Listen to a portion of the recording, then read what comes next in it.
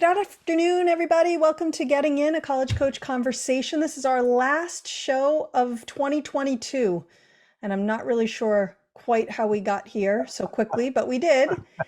Don't forget my endless plea to you to review us on Apple Podcasts. We've actually heard from a few of you whose students have gotten in already to either their early action or early decision school. And thank you for letting us know that we were helpful. And one thing I've said in my congratulations is, hey, drop us a review if you found us helpful. So if you would do that, I would very much appreciate it. It is almost the new year. We are just a few days away. And we have a show that I think will hit on a lot of different angles for all of you. We're going to be talking about summer planning for students who are still in high school. We're actually going to also talk about what happens if your college student comes home from their first semester in college and wants to transfer. But before we get to that, for those of you who may be considering state schools, we wanted to talk through a little bit about the reality of receiving in-state tuition as an out-of-state student. And to talk about that with me is my colleague, Wally Boudet. Wally is a former FAO at former financial aid officer. Sorry, I'm using lingo at both Loyola New Orleans and University of New Orleans. Hi, Wally. How are you? Hey, good, Beth. Glad to be here. Absolutely. Well, I think the first question is, certainly we talk a lot on the show about looking at options that are reasonably priced, and often, although not certainly not always, but often your in-state university or college is going to offer one of the best prices that you could pay out there. Absolutely. So my first question for you is out-of-state tuition at somebody else's in-state school always going to be higher than the option offered to the in-state student? Always no. Always no. There's going to be exceptions to it. For the majority of students, though, yes. Unfortunately, it is, unless you're able to fit one of the small cocoons, so to say, of people who are able to pass through. So yeah, I mean, there are some opportunities, but it'll be tough. Right. I think, I'll bring my perspective in here. So my son primarily, in fact, exclusively applied to state schools. He did apply to the state school in our home state, or what was our home state at the time, and but did end up going out of state. And when we were looking at options, one of the things we had our eye on was schools that were within our price range with the out of state tuition, if he got no merit, but then also schools where he might qualify for a better price based on grades or test scores, or simply the fact that the school did a decent amount of discounting and we could anticipate that he would probably get a break on that out of state pricing. So from my perspective, we actually found quite a few options along with a few schools that were very reasonably priced just right out of the gates.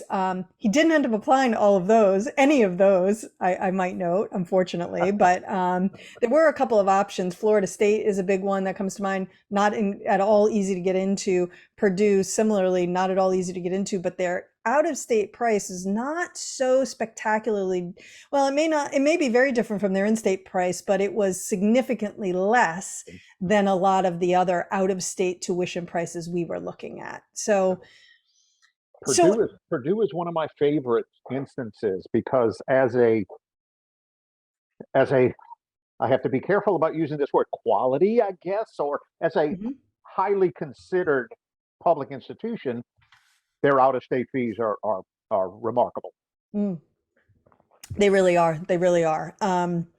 It is a great option. They are requiring test scores again, people. So for anyone who's listening and thinking, "Ooh, Purdue, I want to consider them," just know that you are going to have to test in order to apply there. So why don't we from here? So what opportunities? So we tossed around Purdue, and I mentioned that I found opportunities. What are some examples, Wally, that you have, and I can also share some in that I have experienced? Sure, there are some states that offer. There's a couple of them now. One of the pockets of eligibility was discussed on last week's podcast, Oh, and that cool. is the reciprocity agreements, which are generally broken down into geographic segments.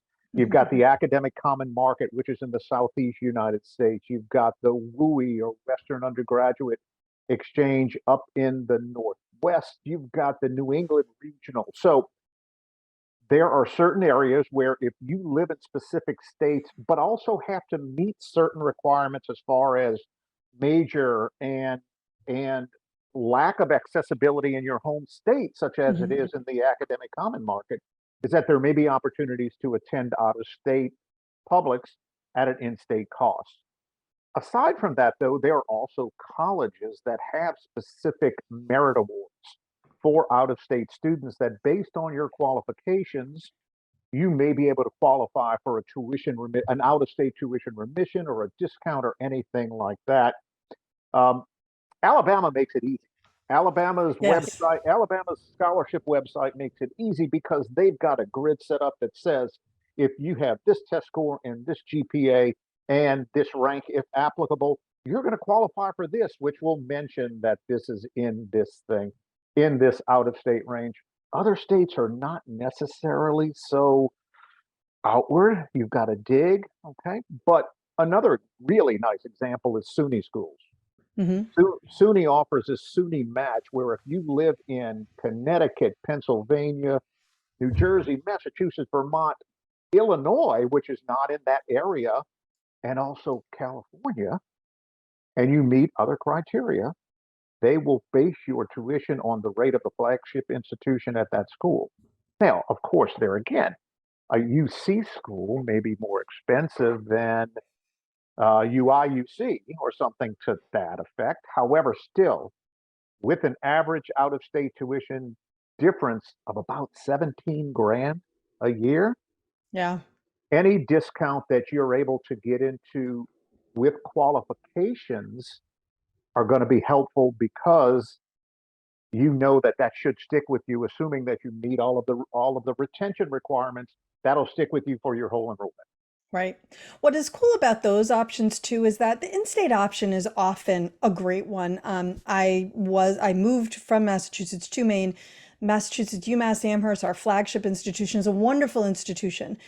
What I found that can, or what can sometimes feel limiting about that choice is if everybody from your high school is going to that school, or a huge number, and you're looking to maybe break out a little bit, do something a little bit different, that is, it could even be that these other options are no better, and I put that in air quotes for anyone who's not watching this, the video that we're taping right now. I'm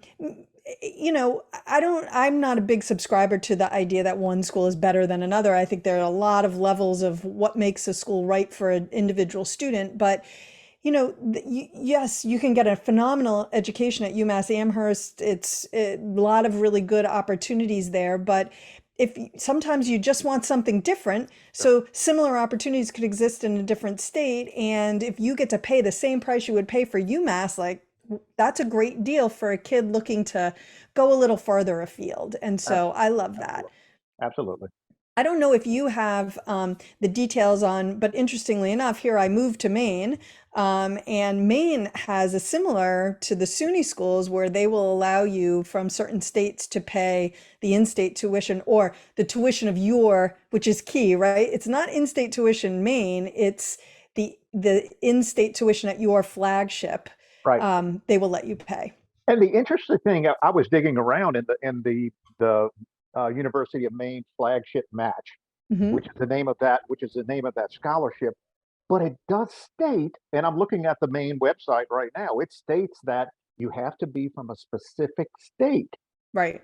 But I'm not identifying any link that shows you what the specific states are. So that may entail an additional conversation with the registrar's office or the admissions office of the schools that you're considering, I know or Massachusetts is University of one. Maine. Yep, yep, yep, yep. I know that's one of them, but I mean, I think that's a great example. Do you have other examples of places where you're seeing that they are maybe being a little more generous with the merit for out-of-state students? Well, University of Arkansas for me, and there again, it all depends on what's your preference as far as location or preference.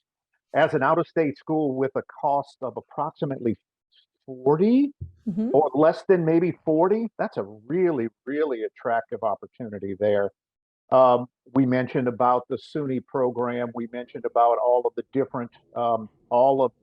different reciprocity agreements. University of Arizona offers something like that. So aside from that, though, those agreements are nice to have because again, you can see that there's some real opportunity there.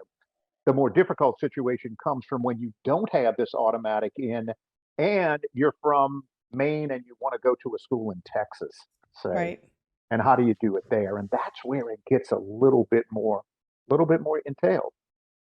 Yeah, well, and I mean, some schools out there, I think that I would add to the mix. So, University of South Carolina has some opportunities. Again, they're not spelled out the way that they are with some of these reciprocity or with the SUNY or the way Alabama beautifully lays it all out for both out of state and in state. And I would send a prayer up to whatever God you believe in, if you believe that more schools would follow Alabama's example there. But definitely University of South Carolina, they have certain awards that students can win that will give them full in-state tuition, in some cases partial in-state tuition, and given that the in-state tuition is pretty reasonable, like very reasonable, to even get half, to come close to paying the in-state tuition, it makes a huge difference. Miami University, Ohio, where my son is, has some really great discounts available to out-of-state students that made it very close to the price of UMass Amherst, and I would be willing to bet that for some students made it cheaper than going to UMass Amherst. Okay. Yeah, University of Vermont, interestingly enough, also has some merit awards, again, not particularly spelled out, where some students can bring that cost down closer. So in this case, you're not paying in-state tuition, but you are getting a break off sure, of how much more they're charging out-of-state students. sure, absolutely. And there again, when we're talking about a $17,000 difference, every bit counts.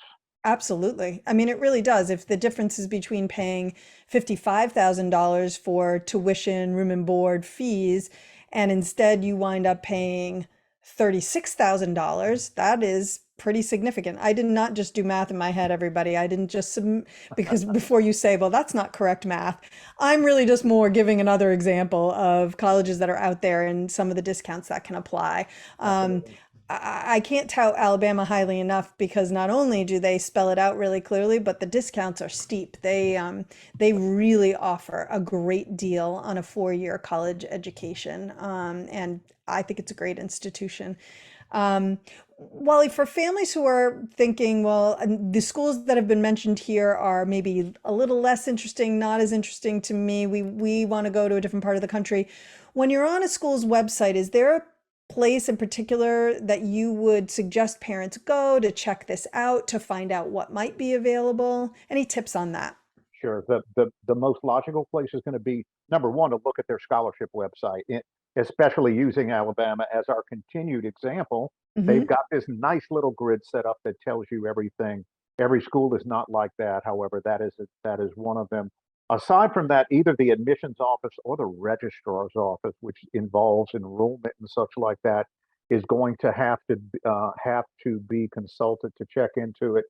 Um, with with a giant school system like the UC system or the Cal State system, they've got a statewide policy that's developed and available on the main UC with links from the individual campuses. But that would be the best way to go is admissions or registrar's office. And there again, make sure that you're aware of all of the different options available. And aside from those automatics, if you're looking at just relocating because of wanderlust or whatever, realize that there may be some opportunities there, but they may be a little bit more tough to really jump through all of the hoops that are set forth for you. Right, right. It's not as simple as I want my child is going to go to a University of California school and we're going to move there in August with them and we're going to in-state tuition. Right. They've figured that out and that's not really an option. So that's always going to be a more complicated thing. Mhm. And in general, that's important to figure out what are the residency requirements before you go and spend your money on something only to discover that that doesn't qualify. Sure, So, absolutely. yeah. Wally, thank you so much for being with us today. I really appreciate it. I'm glad to join, glad to share information. All right, wonderful. Well, we're going to take a quick break, and when we come back, we're going to talk about summer planning. And I know that this is top of mind for everybody because we are getting a ton of questions about it. So don't go away.